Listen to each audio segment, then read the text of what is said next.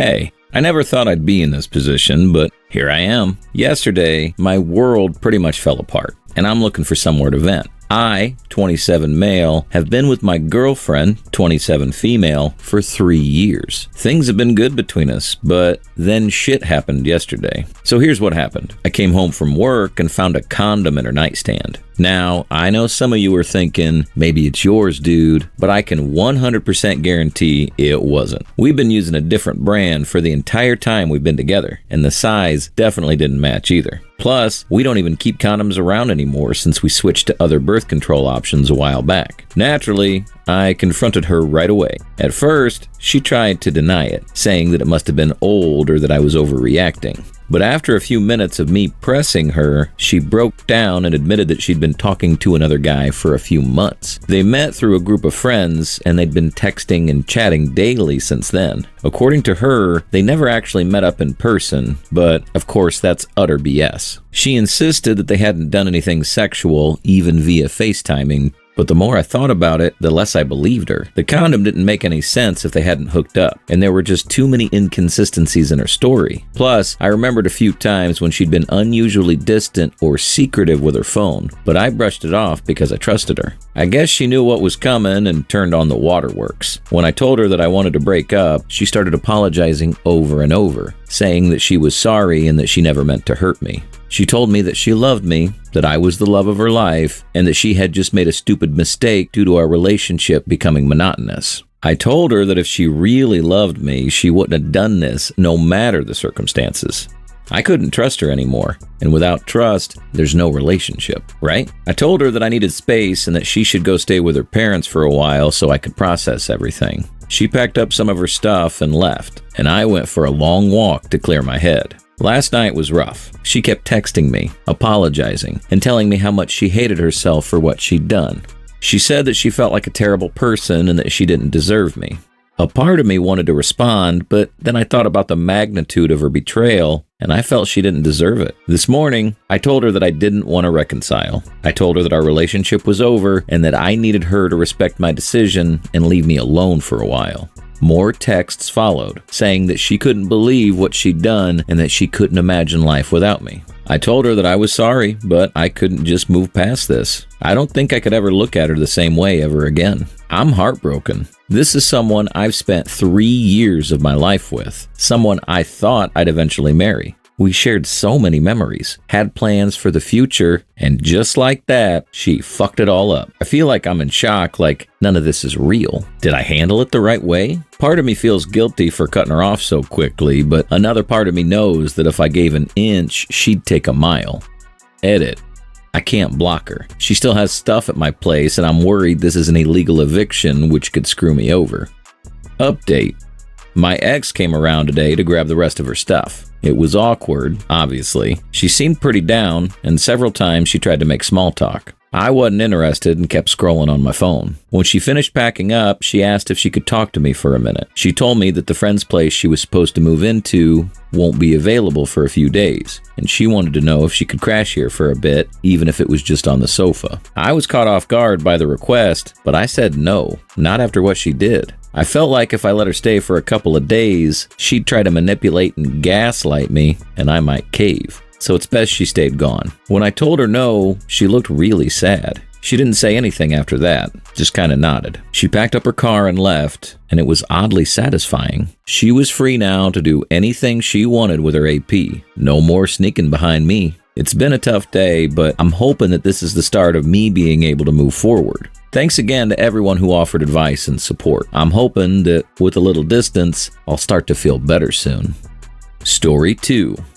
I, 26 male, found my fiance, 25 female, cheating 2 months ago. Trying to fix it, but I don't think I'm doing it for the right reasons. We've been together nearly 8 years. Back in August, I found out, she didn't tell me, I found the messages they sent to each other, that she'd been having sex with a friend. 30 male, who had been with his partner for 7 years. I know it occurred on at least 3 occasions in that time. We've been having sexual problems the last few months. We both wanted different things. I'm working full-time and doing a part-time PhD as well. So she did feel emotionally distant. We were meant to be getting married in April next year, and most of the planning is done. This comes to the part where I'm not sure if I'm truly in the right frame of mind to give this time to heal. We do get on great, and she was honestly my best friend. We don't have any social circles, especially now, since the aforementioned friend was in the group and that group didn't know about this. To be honest, I'm trying to make this work because the wedding was so close. I thought maybe something would rekindle as we got to know each other from a fresh perspective, but really, my thoughts of late have been get this over and done with and see what happens. I have no excitement regarding this at all. One of the most disturbing events occurred the night after I exposed it all. She's had some psychological issues regarding family and suicides. The night I said she was leaving, she said she was done now, and that the following day she would do something and that she didn't want me to find her like that. This, I know, is emotional blackmail and a major red flag. Due to how I was feeling at the time, I caved in, with the slim hope of getting back some magic of the early days.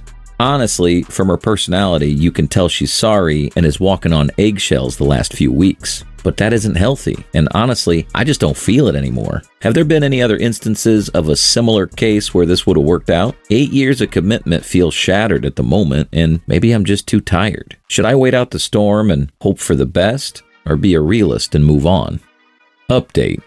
I split up with her that evening. We share a house, so it's taken some time to get everything together. More than a few times, I've considered trying to mend it and say we can work it out. She went into a drunken stupor the same night and downed all the drinks she could find while writing, in a journal I found the day after, some things that alluding to her earlier threat and begging for forgiveness. I'm torn up about the whole thing, to be honest. Part of me wants things to go back to normal and say everything's okay, on the condition of therapy and changes. While the other half of my brain brings up all the negatives about it. My dislikes about her, I feel my brain is using this as an opportunity to cover the usual spats and exacerbate them. I would almost attempt another go, but every time I think of a plan, such as making her pay for the wedding herself, change the payment arrangement for living costs, we had split it 75-25 as I earn a lot more, or that I keep tabs on her a lot. It seems far too petty and as if I'm clutching at straws trying to find some excuse to hold on. If any of that was to happen, I would lose who I am as a person and become, at least in my mind,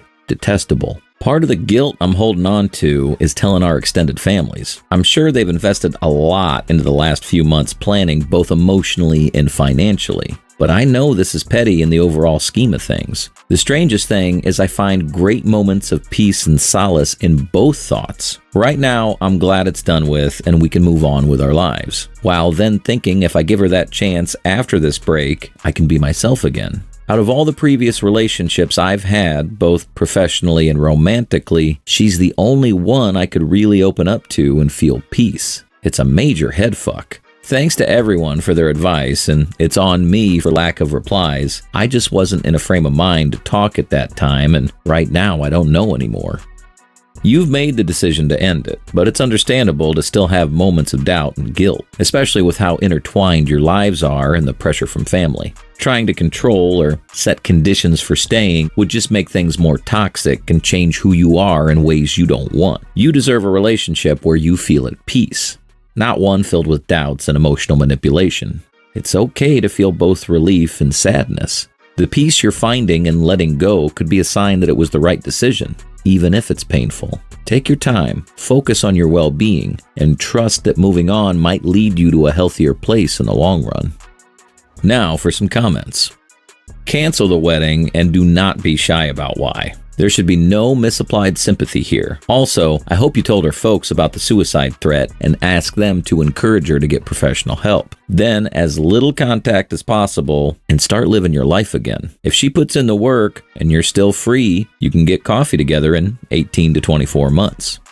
Trust is an abstraction.